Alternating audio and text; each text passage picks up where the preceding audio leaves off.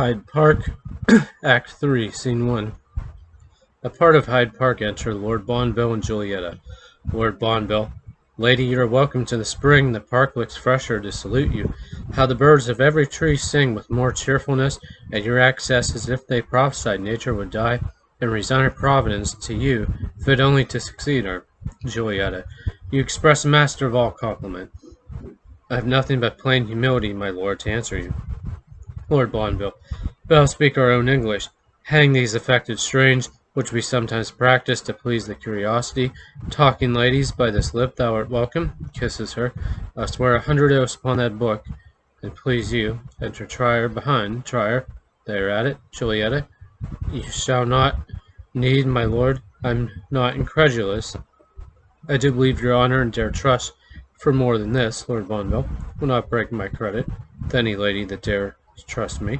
Julietta, she had a cruel heart that would not venture upon the engagement of your honor. Lord Bonville, what durst thou venture now, and be plain with me? Julietta, there is nothing in the words of my command that should not serve your lordship. Lord Bonville, speak truth, and flatter not in what security. Julietta, on that which you propounded, sir, your honor, it's above all other obligation, and he that's truly noble will not stain it. Lord Bonville, upon my honor, you will lend me then but a night's lodging. Julietta, how, sir? Lord Bonville, she is angry. I shall obtain. I know the trick our head. She yielded at the first. It had been fatal. Julietta, it seems your lordship speaks to one you know not. Lord Bonville, but I desire to know you better, lady. Julietta, better I should desire, my lord. Lord Bonville, better or worse, if you dare venture one, I'll hazard the other. Julietta, 'tis your lordship's mirth. Lord Bonville, you're in the right. 'Tis the best mirth of all. Julietta, I'll not believe, my lord, you mean so wantonly as you profess. Lord Bonville, refuse me if I do not mean.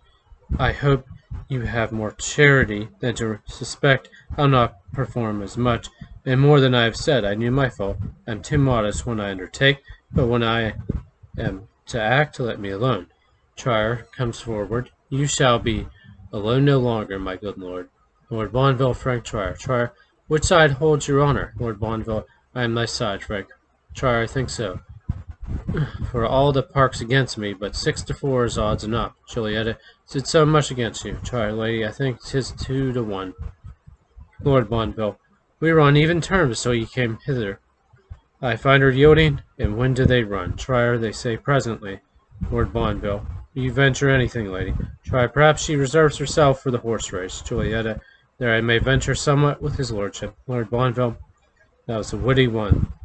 Trier, you will be doing, Lord Bonville. You are for the footmen. Trier, I run with the company, and a rider and venture.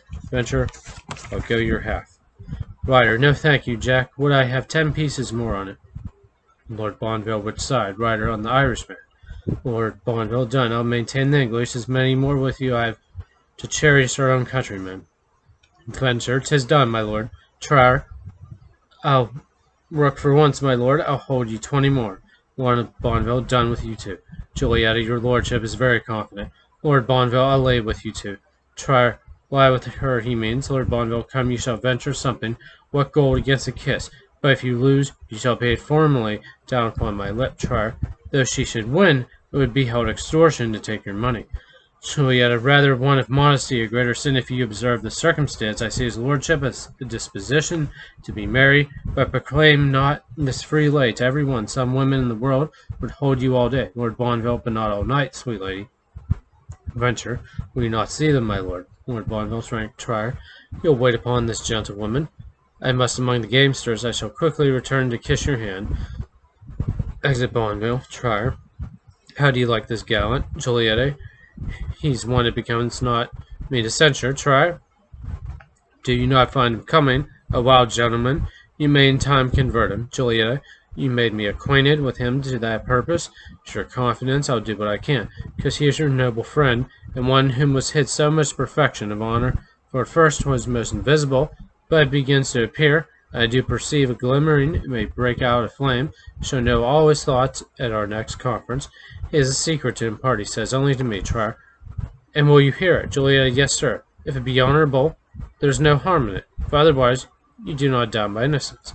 Trier, but do not tempt a danger. Julietta, From his lordship, try, I do not say from him. Julietta, from mine own frailty, try, I dare not conclude that, but from the matter of his discourse, on which there may depend a circumstance that may not prove so happy. Julietta, now I must tell you, sir, I see your heart is not so just as I deserve. You have engaged me to this conversation, provoked by jealous thoughts, and now your fear betrays your want of goodness. For he never was right at home, that dare suspect his mistress, can love degenerate and noble breast. Collect the arguments that can invite you to this unworthy trial, bring them to my forehead, where you shall inscribe their names, for virgins to blush in me, if I do not fairly acquit myself. Try, nay, be not passionate. Julia, I am not, sir, so guilty to be angry, but you shall give me leave, unless you will declare you dare not trust me any further, not to break off so rudely with his lordship.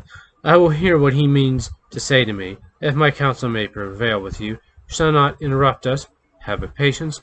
I'll keep the story for you, and assure my ends have no base mixture, nor my love to you could bribe me to the least dishonor, much less a stranger.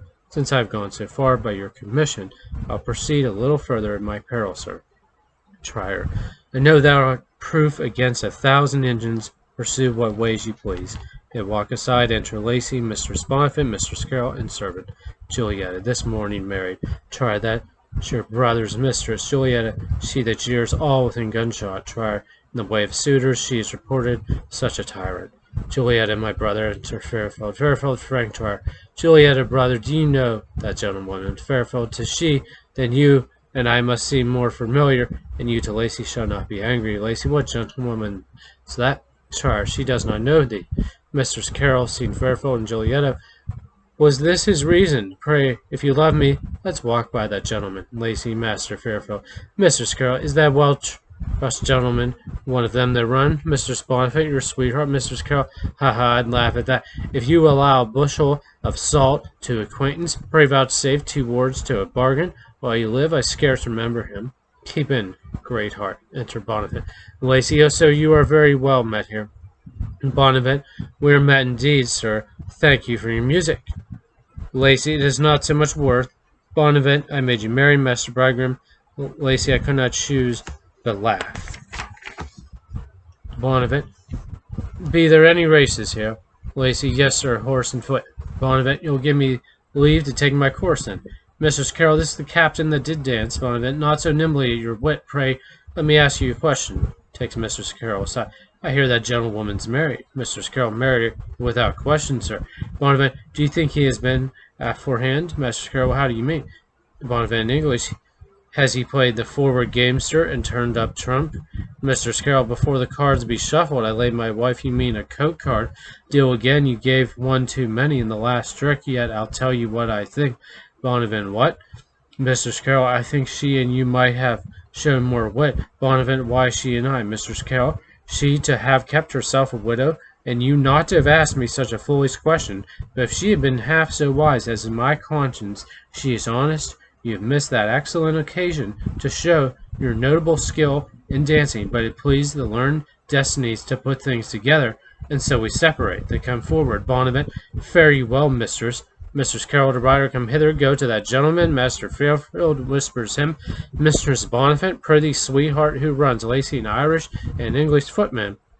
Mistress Bonifant, will they run this way? Lacey, just before you. I must have a bet. Exit Lacey. Mistress Bonifant, nay, nay, you shall not leave me. Mistress Carroll, do it discreetly. Exit rider. I must speak to him. Tease my heart, I shall burst else. We'll expect him here, cousin. Did they run naked? Mistress Bonifant, they were a most immodest sight.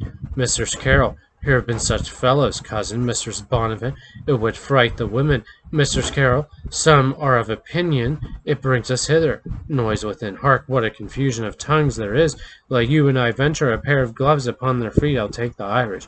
Mistress Bonifant, 'tis done, but you shall pay if you lose. Mistress Carroll, here's my hand. You shall have the gloves if you win. A cry within. A Teague, a league, and make way for shame. Mistress Bonifant, I think they are started. The 2 runners cross the stage, followed by Lord Bonville, Venture, and others. Bonville, I hold any man 40 pieces yet. Venture, 100 pounds to 10, 100 pieces to 10. Will no man take me? Bonifant, I hold you, sir. Venture, woe, you shall see. Then a Teague, eh? Trier, ha, well, run Irish. Exit all but Mistress Carroll, Mistress Bonifant. Mistress Bonavent, he may be in a bog anon. Mistress Carol, can they tell what they do in this noise? Pray heaven it do not break into the tombs at Westminster and wake the dead. Re-enter Fairfield and Julietta. Fairfield, she's yonder still. She thinks thee a new mistress. Julietta, I'll observe her. Re-enter Trier. Fairfield, how go things, Frank? Prithee, observe that creature. Trier, she leers this way. Fairfield, I have done such a strange cure upon her. She has sent for me, and I entreat thee, Frank, to be a witness of my triumph. 'Tis now in my power to punish all her jeers, but I'll go to her. Thou shalt keep at distance, only to hear how miraculously I have brought things about. Trier, the cry returns. Exit Fairfield and Trier. Make way there. A teague, a teague, a teague. The two runners recross the stage, followed by Lord Bonville, Venture, and Bonavent. Venture 40, 50, 100 pieces to 10. Bonavent, I hold you. Venture, very well, you shall see, you shall see. Bonavent, this gentleman does nothing but talk. He makes good no bet. Venture, talk, you prate, I'll make good what I please, sir. Bonavent, make the best you can of that. They switch and then draw. Mistress Bonavent, for heaven's sake, let's remove. Mistress Carol, what, for a naked weapon? Exit Mistress Bonavent and Mistress Carol. Lord Bonville, fight, gentlemen. You are the fine fellows. 'Tis a noble cause. Exit Venture and Bonavent. Come, Lado, discharge your fears. A cup of sack and Anthony at the Rose will reconcile their furies. Exit Bonville and Julietta. Scene 2. Another part of the park. Enter Fairfield and Trier. Fairfield, I make a doubt whether I should go to her upon a single summons. Trier, by any means. Fairfield, what women are forbidden, they're made to execute. She's here, be you in the reach of her voice, and see how I will humble her. Enter Mistress Carol and Ryder. Mistress Carol, but keep at some fit distance. Ryder, you honor me, and shall command me any service. Mistress Carol, he has got a strange way to work with me. Fairfield will advise, observe, and laugh without a noise. Trier drops behind. Mistress Carol, I am ashamed to think what I must say now. Fairfield, by your leave, lady, I take it you send for me. Mistress Carol, you will not be so impudent. I send for you, by whom or when? Fairfield, your servant. Mistress Carol was a villain if he mentioned I had any such desire. He told me, indeed, you cured him to entreat me that I would be pleased to give you another audience, and that you swore. I know not what confound you. You would not trouble me above 6 words. Fairfield, you are prettily disposed. Mistress Carol, with much ado, you see I have consented. What is you would say? Fairfield, nay, was it you would say? Mistress Carol, have you no prompter to insinuate the first word of your studied oration? He's out on that. Come, come, I will imagine it was not something to this purpose, lady, or mistress, or what you will, although I must confess you may with justice laugh at my most ridiculous suit, and you will say I am a fool. Fairfield, you may say anything. Mistress Carol, to come again, whom you have so tormented, for ne'er was simple a camomile so trodden, yet still I grow in love, but since there is no hope to thou your heart, I now am desperate. O lend me but the silken tie about your leg, which some do call a garter, to hang myself, and I am satisfied. Am I not a witch? Fairfield, I think thou art past it. Which of the furies art thou made already? I shall depart the world, ne'er fear it, lady. Thought a necklace did you not send for me. Try, I shall laugh aloud, sure. Mr. Skull, what madness has possessed you? Have I not sworn, you know by what, never to think well of you, of all men living, not to desire your company? And will you still intrude? Shall I be haunted forever? No place give me privilege. O man, what art thou come to? Fairfield, O woman, how far thy tongue and heart do live asunder. Come, I have found you off with this veil that hides not your complexion. I do tell thee, I see thy heart, and every thought within it. A little peevishness, to save your credit, had not been much amiss, but this overdoing the business, it appears ridiculous, like my suit, as you inferred, but I forgive thee, and forget thy tricks and trialbubs, and will swear to love thee heartily. Wenches must have their ways. Mistress Carol, pardon me, sir, if I have seemed too late. It was not rudeness from my heart, but a disguise to save my honor, but I found you still incredulous. Fairfield, I love thee better for thy vagaries. Mistress Carol, in vain I see I should dissemble with you, I must confess you have caught me. Had you still pursued the common path, I had fled from you. You found the constitution of women in me, whose will not reason is their law, most apt to what most they are forbidden, impatient of curbs and their desires. Fairfield, thou sayest right. Mrs. Carol, O love, I am thy captive. But I am forsworn. Am I not, sir? Fairfield, never think of that. Mrs. Carol, never think on that. Fairfield, 'twas a vain oath, and well may be dispensed with. Mrs. Carol, oh, so be more religious. I never did violate an oath in all my life, though I have been wild. I had a care of that. An oath's a holy obligation. and never dreaming of this chance, I took it with true intention to perform your wishes. Fairfield, 'twas but a kiss, I'll give it thee again. Mistress Carroll, but 'tis enrolled in that high court already. I must confess I could look on you now with other eyes, for my rebellious heart is soft and capable of love's impression, which may prove dangerous if I cherish it, having forsworn your love. Fairfield, now I am fitted. I have made twigs jerk myself. Well thought on, I shall absolve yourself. Your oath does not oblige you to perform what you accepted, and among them, if you remember, you said you must have your humor. You'd be sick else. Now, if your humor be to break your oath, your obligations void. Mr. Carroll, you have relieved me, but do not triumph in your conquest, or be modest in your victory. Fairfield, will not you fly off again? Now you're large, Mrs. Carroll. If you suspect it, call some witness of my vows. I will contract myself, Fairfield, and I am provided. Frank Juror appear, and she thy has known me. He's a friend of mine, and you may trust him. Trier comes forward. Mr. Carroll, what sum of money is it you would borrow? Trier, I borrow. Mr. Carroll, this gentleman, your friend, has fully possessed me with your wants. Nay, do not blush, debt is no sin. Though my own money, sir, are all abroad, yet upon good security. What she enters you can put in. I will speak to a friend of mine. Fairfield, what security? Mr. Scarrow, yourselves and 2 sufficient aldermen, for men are mortal and may break. Fairfield, what mean you? Mr. Scarrow, you shall have £50 for 40 weeks to do you a pleasure. Fairfield, you'll not use me thus. Try very well. You miraculously brought things about. Exit try. Mr. Carroll, you work by stratagem and Moscato. Do you not think yourself a proper gentleman, whom by your want of hair some hold a wit too? You know my heart, and every thought within it, how I am caught. Do I not melt like honey in the dog days? Why do you look so staring? Fairfield, do you not love me for all this? Mr. Carroll, would I had art enough to draw your picture, it would show rarely the exchange. You have a medley in your face of many nations. Your nose is Roman, which your neck's debauchement. A tavern with the help of pot or candlestick may turn to Indian flat. Your lip is Austrian, and you do well to bite it, for your chin does incline to the Bavarian poke, but 7 years may disguise it with a beard, and make it more ill-favored. You have eyes, especially when you goggle thus, not much unlike a Jew's, and yet some men might take him for Turks by the 2 half-moons that rise about him. An infidel to use him thus. Fairfield, till now, I never was myself farewell. Forever woman, not worth love or anger. Mr. Scarrow, do you hear one word? I'd fain speak kindly to him. Why dost not rail at me? Fairfield, no, I will laugh at thee, and at myself, to have been so much a fool. You are a fine May game.